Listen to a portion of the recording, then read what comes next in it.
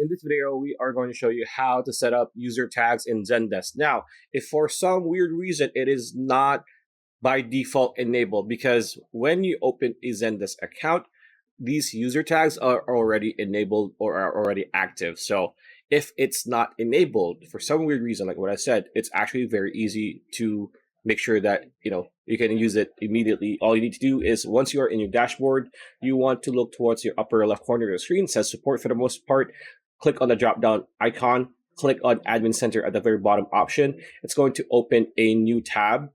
Well, whatever browser you're using, it's going to be this, right? So here you want to hover your mouse or cursor on people, click on people. Here under configuration, you're going to be clicking end users, right? So click on end users.